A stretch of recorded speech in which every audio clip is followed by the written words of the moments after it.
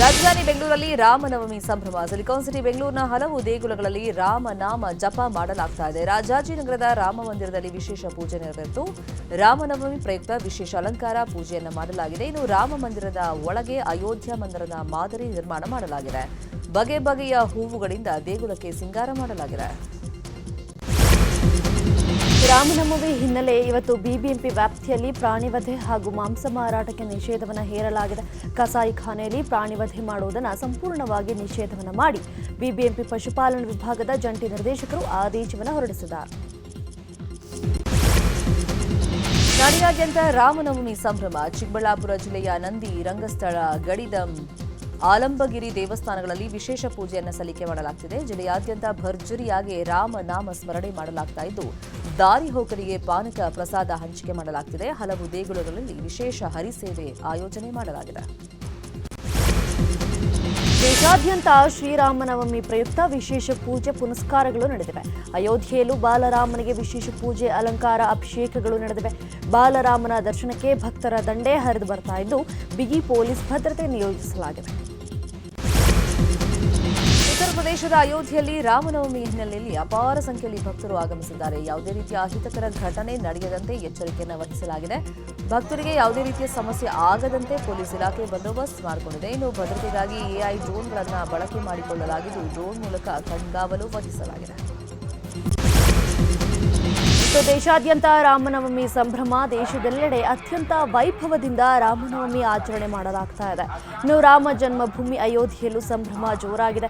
ಬೆಳಗ್ಗೆಯಿಂದಲೇ ಸಾವಿರಾರು ಸಂಖ್ಯೆಯಲ್ಲಿ ಆಗಮಿಸಿದ ಭಕ್ತರು ಶ್ರೀರಾಮನ ದರ್ಶನ ಪಡೆಯುತ್ತಿದ್ದಾರೆ. ಭಕ್ತರಿಗೆ ಯಾವುದೇ ಸಮಸ್ಯೆ ಆಗದಂತೆ ವ್ಯವಸ್ಥೆ ಕಲ್ಪಿಸಿಕೊಡಲಾಗಿದೆ. ರಾಜ್ಯದಲ್ಲಿ ಮಳೆಯ ಆರ್ಭಟ ಹೇಗಿದೆ ನೋಡೋಣ. ರಾಜ್ಯದಲ್ಲಿ 3 ದಿನಗಳ ಕಾಲ ಮಳೆಯ ಮುನ್ಸೂಚನೆ ನೀಡಲಾಗಿದೆ. ಏಪ್ರಿಲ್ 8ರವರೆಗೆ ಭಾರೀ ಮಳೆಯಾಗಲಿದೆ ಅಂತ ಹವಾಮಾನ ಇಲಾಖೆ ಹೇಳಿದೆ. ಕರಾವಳಿ ಜಿಲ್ಲೆಗಳಾದ ದಕ್ಷಿಣ ಕನ್ನಡ, ಉತ್ತರ ಕನ್ನಡ, ಉಡುಪಿಯಲ್ಲಿ ಮಳೆಯಾಗಲಿದೆ.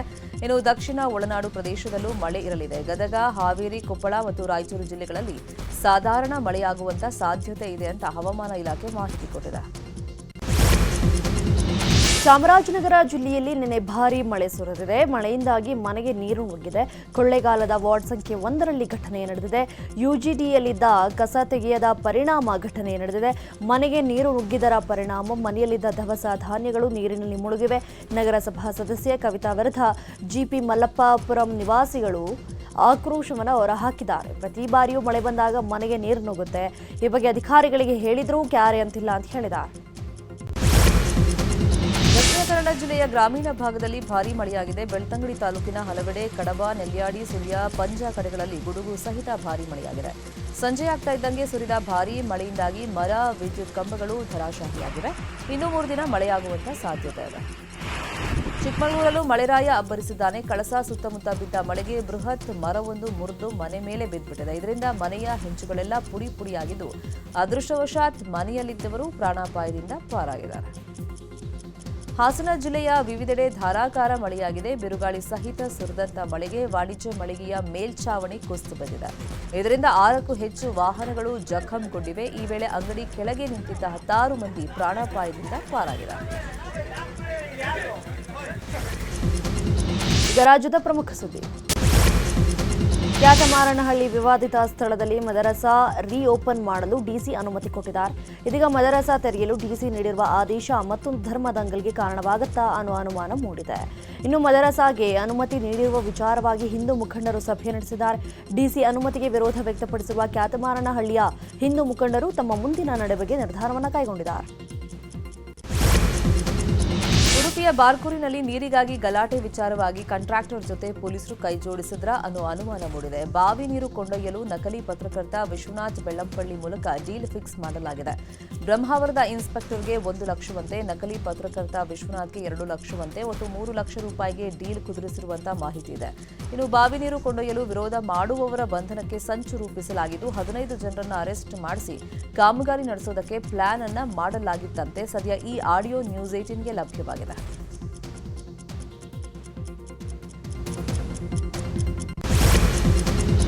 ಬಂಡೀಪುರ ಉಳಿಸಿ ಅಭಿಯಾನಕ್ಕೆ ವ್ಯಾಪಕ ಜನಬೆಂಬಲ ಸಿಗ್ತಾ ಇದೆ. ಇವತ್ತು ಬೆಳ್ಳಂಬೆಳಗ್ಗೆ ಹಂಗಳ ಗ್ರಾಮದಲ್ಲಿ ಗ್ರಾಮಸ್ಥರು ಪ್ರತಿಭಟನೆ ಮಾಡಿದ್ದಾರೆ.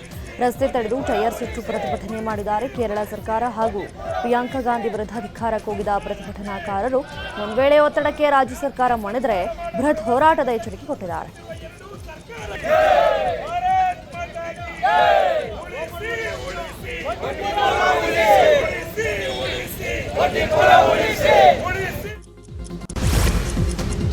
ಗದಗ ಬೆಟಗೇರಿ ನಗರದ ಅಘೋಷಿತ ಸ್ಲಂ ಬಡಾವಣೆಯನ್ನ ಸ್ಲಂ ಅಂತ ಘೋಷಣೆ ಮಾಡಬೇಕು ಅಂತ ಪ್ರತಿಭಟನೆ ನಡೆಯಿತು. ಗದಗ್ನಲ್ಲಿರುವಂತಹ ಸ್ಲಂ ಬೋರ್ಡ್ ಕಚೇರಿಗೆ ಮುತ್ತಿಗೆ ಹಾಕಿದ ಸ್ಲಂ ಸಮಿತಿ ಅರ್ಹ ಫಲಾನುಭವಿಗಳಿಗೆ ಪಿಎಂ ಆವಾಸ್ ಯೋಜನೆಯ ಮನೆಗಳನ್ನು ನೀಡಬೇಕು ಅಂತ ಹೇಳಿ ಮನವಿ ಮಾಡಿದರು. ನಗರದಲ್ಲಿ ಈವರೆಗೆ ಪಿಎಂ ಆವಾಸ್ ಯೋಜನೆ ಅಡಿಯಲ್ಲಿ 863 ಮನೆಗಳು ನಿರ್ಮಾಣವಾಗಿದೆ. ಆದರೆ ಯೋಜನೆಗೆ ಅರ್ಹರಲ್ಲದವರಿಗೂ ಮನೆ ನೀಡಲಾಗ್ತಿದೆ ಅಂತ ಪ್ರತಿಭಟನಾಕಾರರು ಆರೋಪ ಮಾಡಿದ್ದಾರೆ.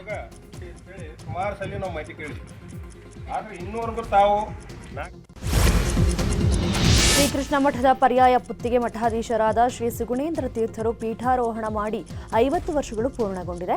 ಈ ಪ್ರಯುಕ್ತ ಶ್ರೀಕೃಷ್ಣ ಮಠದಲ್ಲಿ ವಿವಿಧ ಧಾರ್ಮಿಕ ಸಾಂಸ್ಕೃತಿಕ ಕಾರ್ಯಕ್ರಮಗಳನ್ನು ಹಮ್ಮಿಕೊಳ್ಳಲಾಗಿದೆ. ಇನ್ನು ಉಡುಪಿಯ ಕೃಷ್ಣ ಮಠದಲ್ಲಿ ವ್ಯಾಸಯಾಗವನ್ನು ಆಯೋಜನೆ ಮಾಡಲಾಗಿತ್ತು.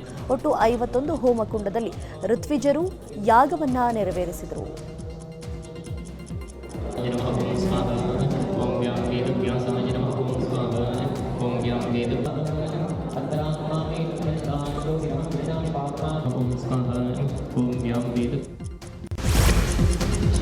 ಬಸ್ ಟಿಕೆಟ್, ಮೆಟ್ರೋ, ಹಾಲು, ವಿದ್ಯುತ್ ಬಳಿಕ ವಿದ್ಯುತ್ ದರ ಏರಿಕೆ ಮಾಡಿ ರಾಜ್ಯ ಸರ್ಕಾರ ಜನರ ಕೆಂಗಣ್ಣಿ ಗುರಿಯಾಗಿತ್ತು. ಈ ಬೆನ್ನಲ್ಲೇ ಈಗ ಕಾಫಿ, ಟೀ ದರ ಕೂಡ ಏರಿಕೆಯಾಗಿದೆ. ಇದರಿಂದ ಟೀ ಅಂಗಡಿಗಳ ಮುಂದೆ ಹಾಲು, ಕಾಫಿ ಹಾಗೂ ಟೀ ಪುಡಿ ಹೆಚ್ಚಳದಿಂದ ದರ ಏರಿಕೆ ಮಾಡಲಾಗಿದೆ ಅಂತ ಬೋರ್ಡ್ ಅನ್ನು ಹಾಕಲಾಗಿದೆ. ಕೆಲ ಕಡೆ 10 ರಿಂದ 12 ರೂಪಾಯಿ ಮಾಡಿದ್ರೆ ಕೆಲ ಕಡೆ 15 ರಿಂದ 20 ರೂಪಾಯಿ ಜಾಸ್ತಿ ಮಾಡಿದ್ದಾರೆ. ಡೀಸೆಲ್ ದರ ಏರಿಕೆ ಹಾಗೂ ಟೋಲ್ ದರ ಏರಿಕೆಯನ್ನು ಖಂಡಿಸಿ ರಾಜ್ಯಾದ್ಯಂತ ಎಲ್ಲ ಲಾರಿಗಳ ಸಂಚಾರ ಸ್ಥಗಿತ ಮಾಡಿ ಪ್ರತಿಭಟನೆಯನ್ನು ನಡೆಸಲು ಲಾರಿ ಮಾಲೀಕರಾದ ಸಂಘ ನಿರ್ಧರಿಸಿದೆ. ಏಪ್ರಿಲ್ 15ರಂದು ಲಾರಿ ಮುಷ್ಕರ ನಡೆಸಲು ನಿರ್ಧಾರವನ್ನು ಕೈಗೊಂಡಿದ್ದು, ಎಲ್ಲ ಬಾರ್ಡರ್ ಚೆಕ್ಪೋಸ್ಟ್ಗಳಿಗೆ ವಾಹನಗಳನ್ನು ನಿಲ್ಲಿಸಿ ಅನಿರ್ದಿಷ್ಟಾವಧಿ ಹೋರಾಟ ನಡೆಸಲು ಸಭೆಯಲ್ಲಿ ನಿರ್ಣಯ ಕೈಗೊಳ್ಳಲಾಗಿದೆ.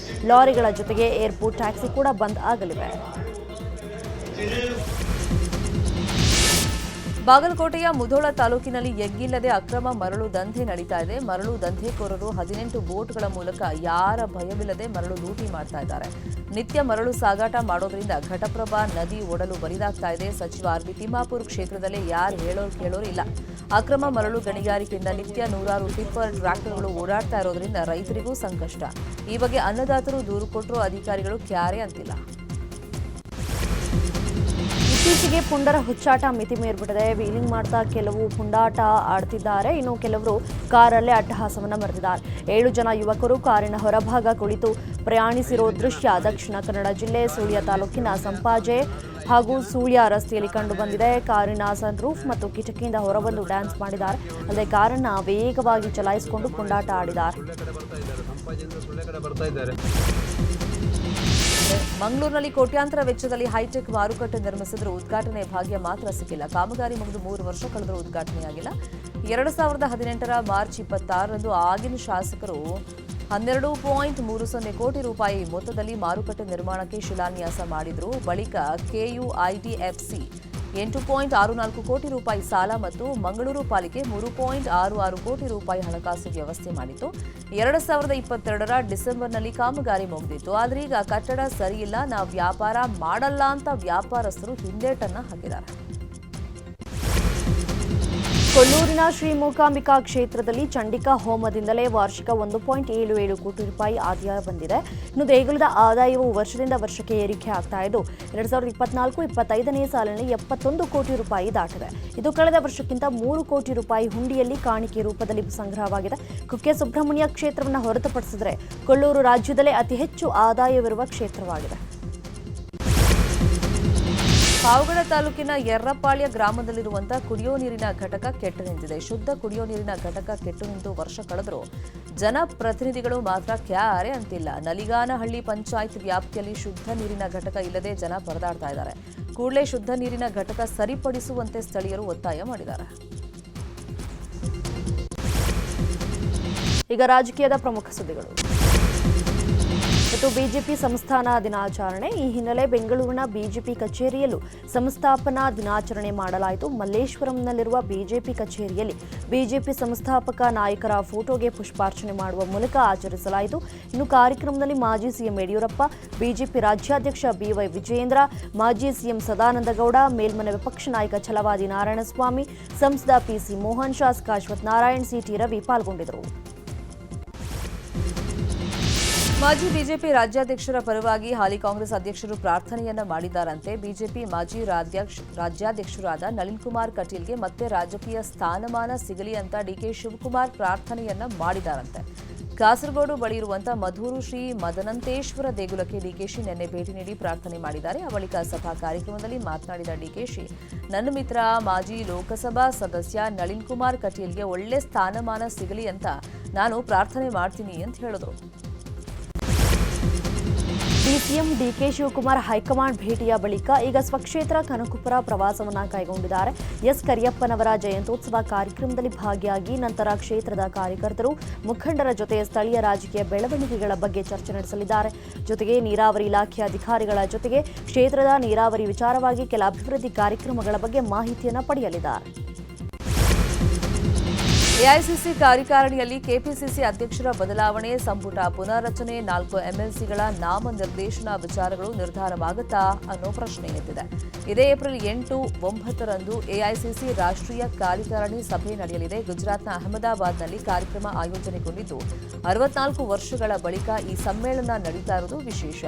ಇಂಡಿಯಾ ಮೈತ್ರಿಕೂಟ ಮುನ್ನಡೆಸುವ ಬಗ್ಗೆಯೂ ಚರ್ಚೆ ನಡೆಯಲಿದೆ. ಪಕ್ಷದ ಹಿತದೃಷ್ಟಿಯಿಂದ ಎಐಸಿಸಿ ಆಮೂಲಾಗ್ರ ಬದಲಾವಣೆಗೆ ಚಿಂತನೆಯನ್ನು ನಡೆಸಲಿದ್ದು, ಪಕ್ಷದ ಪದಾಧಿಕಾರಿಗಳ ಬದಲಾವಣೆ ಬಗ್ಗೆ ಗಂಭೀರ ಚರ್ಚೆಯಾಗಲಿದೆ. ಇದೇ ವೇಳೆ ಕೆಪಿಸಿಸಿ ಅಧ್ಯಕ್ಷರ ಬದಲಾವಣೆ ಬಗ್ಗೆಯೂ ನಿರ್ಣಯ ಕೈಗೊಳ್ಳುವಂತ ಸಾಧ್ಯತೆ ಇದೆ. ಹೊಸ ಪಕ್ಷ ಅಂದ್ರೆ ನಮ್ಮ ಜೊತೆಗೆ ಬರಲೇಬೇಡಿ ಅಂತ ಶಾಸಕ ಯತ್ನಾಳ್ಗೆ ರೆಬಲ್ ಟೀಮ್ ಸದಸ್ಯರು ಸಲಹೆ ಕೊಟ್ಟಿದ್ದಾರೆ. ಅಧ್ಯಕ್ಷರ ನೇಮಕ ಆಗುವ ತನಕ ಸುಮ್ಮನೆ ಇರಿ ಅಂತ ಯತ್ನಾಳ್ಗೆ ರೆಬಲ್ಸ್ಗಳು ಬುದ್ಧಿವಾದ ಹೇಳಿದಾರಂತೆ. ರಾಜ್ಯದಲ್ಲಿ ಎಂತೆಂಥ ದೊಡ್ಡ ನಾಯಕರಿಂದಲೇ ಆಗಿಲ್ಲ, ಪಕ್ಷ ಸ್ಥಾಪಿಸಿ ಅದರಲ್ಲಿ ಯಶಸ್ವಿಯಾಗಿಲ್ಲ, ತಾವು ಕೂಡ ಇದರಲ್ಲಿ ಸಕ್ಸಸ್ ಆಗೋಕ್ಕೆ ಸಾಧ್ಯವಿಲ್ಲ ಅಂತ ಸಲಹೆಯನ್ನು ಕೊಟ್ಟಿದ್ದಾರೆ. ಇನ್ನು ನೀವು ಈ ರೀತಿ ಮಾತನಾಡಿದರೆ ನಮಗೂ ಪಕ್ಷದಲ್ಲಿ ಸಮಸ್ಯೆ, ಹೊಸ ಪಕ್ಷ ಅಂದ್ರೆ ವರಿಷ್ಠರು ನಮ್ಮನ್ನು ಹತ್ತಿರಕ್ಕೂ ಬಿಟ್ಕೊಳ್ಳಲ್ಲ ಅಂತ ಹೇಳಿದಾರಂತೆ. ಬನಶಂಕರಿ ಕ್ಲಬ್ನಲ್ಲಿ ನಡೆದಿದ್ದ ರಾಬರಿ ಪ್ರಕರಣವನ್ನು ಭೇದಿಸುವಲ್ಲಿ ಪೊಲೀಸರು ಸಕ್ಸಸ್ ಆಗಿದ್ದಾರೆ. ದರೋಡೆ ಮಾಡಿದ ರೌಡಿ ಶೀಟರ್ ಹಾಗೂ ಗ್ಯಾಂಗ್ನನ್ನ ಅರೆಸ್ಟ್ ಮಾಡಲಾಗಿದೆ. Rowdy sheeter Praveen, Manohar, Franklin, Satish Kumar, Suri ಬಂಧಿತರು. ಮಾರ್ಚ್ 31ನೇ ತಾರೀಖಿನಂದು ದರೋಡೆ ನಡೆದಿತ್ತು. ಮಾಸ್ಕ್ನ ಧರಿಸಿ ಕ್ಲಬ್ಗೆ ಎಂಟ್ರಿ ಕೊಟ್ಟಿದ್ದ ಗ್ಯಾಂಗ್ಸ್ ನಿಮಿಯ ಶೈಲಿಯಲ್ಲಿ ಸುಮಾರು 10 ಲಕ್ಷ ನಗದು, ಚಿನ್ನಾಭರಣಗಳ ದೋಚಿ ಎಸ್ಕೇಪ್ ಆಗಿದ್ರು. ಇನ್ನು ಕಳ್ಳತನದ ವೇಳೆ ಪ್ರತಿರೋಧ ತೋರಿದವರ ಮೇಲೆ ಲಾಂಗ್ ಅನ್ನ ಬೀಸಿ ಗ್ಯಾಂಗ್ ಹಲ್ಲೆ ಮಾಡಿತ್ತು. ಸದ್ಯ ಇವರನ್ನು ಅರೆಸ್ಟ್ ಮಾಡಿರುವ ಬನಶಂಕರಿ ಪೊಲೀಸರು ಇನ್ನುಳಿದವರಿಗಾಗಿ ಶೋಧ ಮಾಡುತ್ತಿದ್ದಾರೆ. 7 ಜನ ಹುಡುಗರು ಕಾರ್ನ ಹೊರಭಾಗ ಕೂತ್ಕೊಂಡು ಪ್ರಯಾಣ ಮಾಡಿರುವಂತಹ ದೃಶ್ಯ ದಕ್ಷಿಣ ಕನ್ನಡ ಜಿಲ್ಲೆ ಸುಳ್ಯ ತಾಲೂಕಿನ ಸಂಪಾಜೆ ಸುಳ್ಯ ರಸ್ತೆಯಲ್ಲಿ ಕಂಡುಬಂದಿದೆ.